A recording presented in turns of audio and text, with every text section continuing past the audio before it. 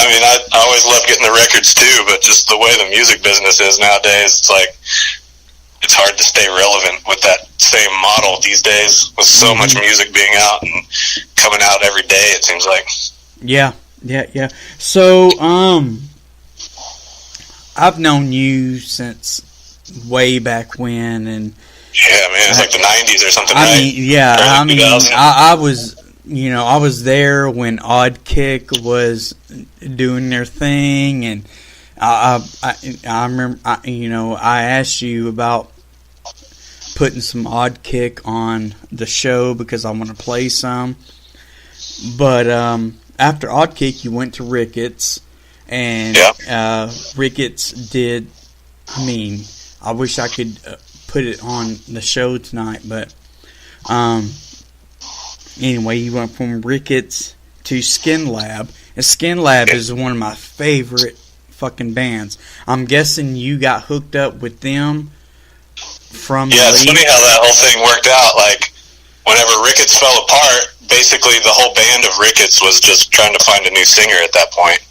Right. And so I, through some mutual friend, I mean, I'd known the guys in Skin Lab forever. We did shows with them in Ricketts, and we're always good friends with those guys.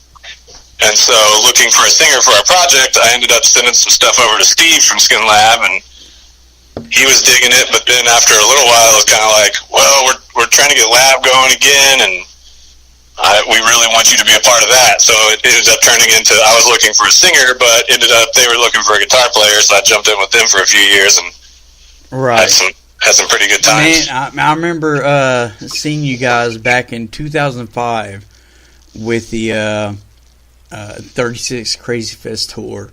And you guys, a lot of fun. Yeah, you guys played at Gas Monkey. Yep, it was freezing. Yes, it was like that was like the coldest show I think I've ever played in my life. And I have the whole fucking show on tape, man, and I posted it, and I was so proud of you guys for braving that and going through it. And Brock was the one that called. I mean, well, I guess Steve called out the coldness of the show, but yeah, it was really cold that night, and that was probably one of my favorite shows ever, besides seeing ZZ Top. Oh yeah, it was a lot of fun, but yeah, I was up there in like 2 hoodies and between songs trying to warm my fingers up on the tubes and the tube amp and stuff. It's like, I don't know if we're gonna make it. It's so cold. Yeah, it definitely was. So, and then like in the middle of the show, whoever the promoter was like, "Oh yeah, we have an indoor venue right down the street." And I was like, "Why are we outside? It's like 20 degrees." Right. Well, a month later, I'll let you know, Cold Chamber and Filter and some other couple other people, they played that place, and it wasn't even, I mean, it was about the same amount of fucking people. So I don't understand why you guys couldn't have been in an indoor venue. But it's really fucking crazy. Yeah, whatever. It made a good memory. But yeah, man. I just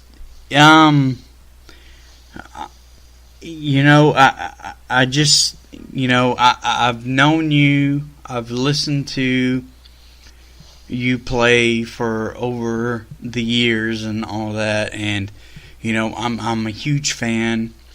I'm a huge fan of your guitar playing. Every band that you've been in, especially Everybody Panic, which everybody needs to go out and get the new single, Bullets, which I'm about to play as soon as we're done talking. Anything else you want to talk about? Any tour dates? Anything like that?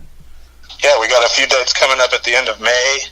We're jumping on with our friends in Dead Horse Trauma and Lydia Can't Breathe.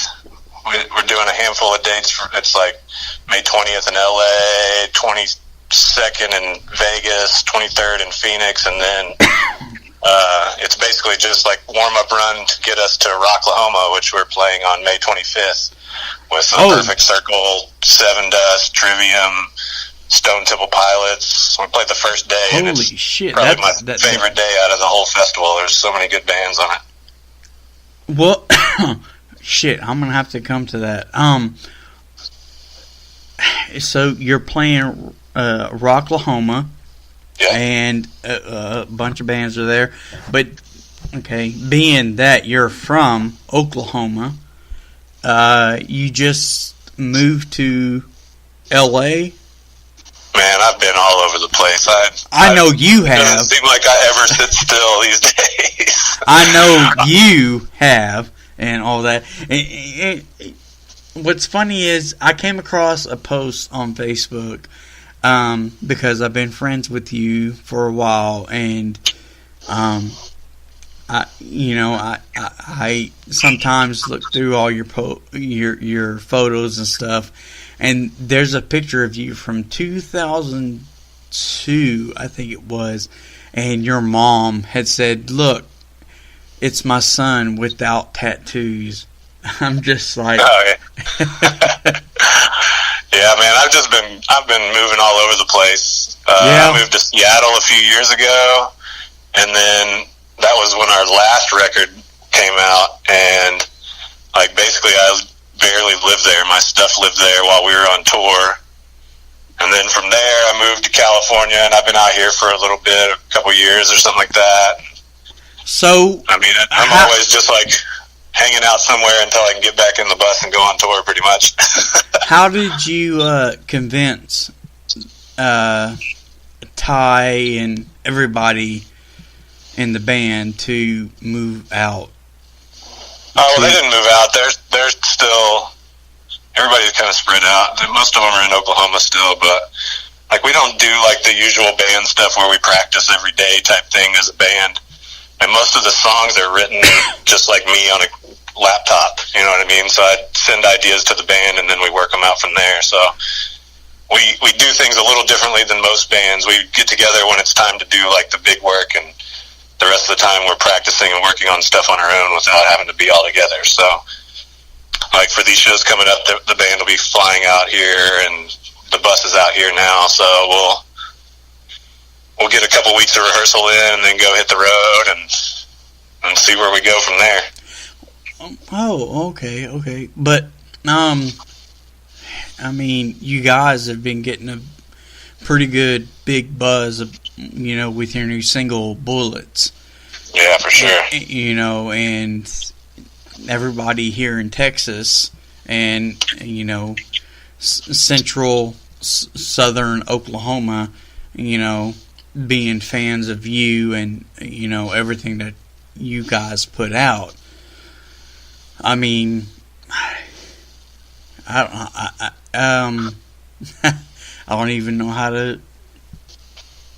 We're definitely getting a good buzz, man. We're stoked about it. Like putting out these new songs. It's always exciting when you have new music. It seems like as soon as you release new music, you get everybody really excited for a month or two, and then they're ready for new music. So every time we get to release something, it's always exciting for all of us to get to share with everybody.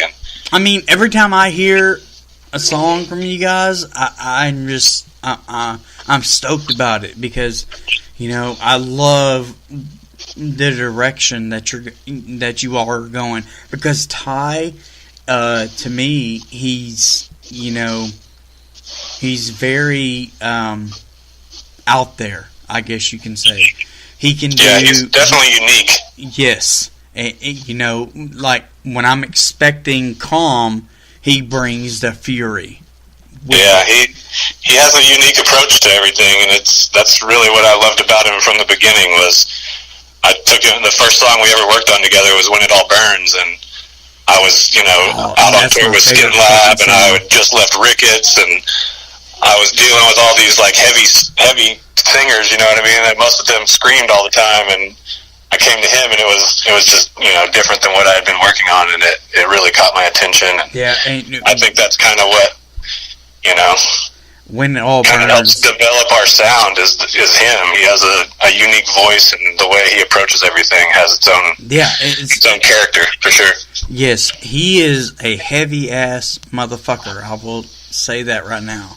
It's funny because when we first started jamming, he was trying to scream everything. Like, he just wanted to. He heard all my previous bands. Was like, well, I gotta step it up. He wasn't ever really a screaming singer. He started doing that with us, and I like kind of held him back at first. And now it's just been kind of like, go for it. You know, let's explore whatever we can and get to find every voice you have and every, you know, level of heaviness we can get to. So right, just do it. I mean, just own where you're at. And so he's put in a lot of work trying to just discover new voices. You know what I mean? Working on his sound. So, and I think it's definitely, you can hear it on this record. Especially, it's just he's got a lot going, and it's really good. Hell yeah! And with that being said, I want to thank you, Provo, for coming in and doing an interview. Love you, brother. Yeah, man. Thank you. And now you're gonna hear, I don't know if it's world premiere, whichever, but now here is Bullets from Everybody Panic. Check it out. Later.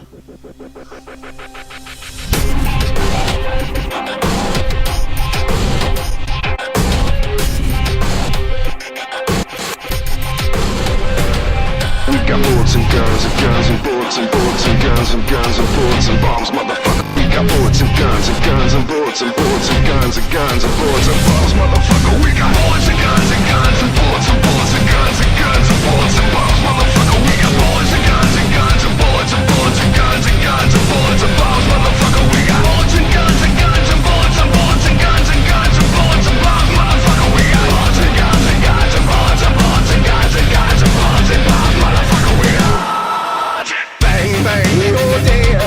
Just another motherfucker with a hole in his head. Gotta make it somehow.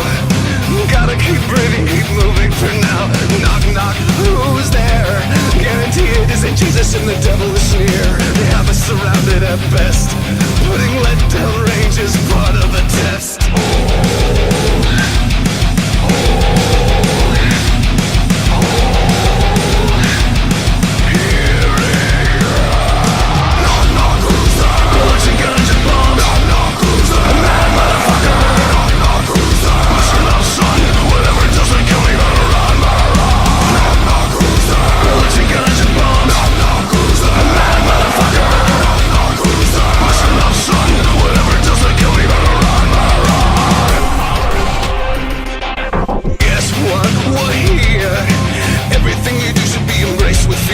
We're outnumbered and that's fine. You think we're being quiet but we're holding the line. I've got you in my sights. My fingers on the trigger in this double tap night. I am the angel of death. It's one in the head or two in the chest.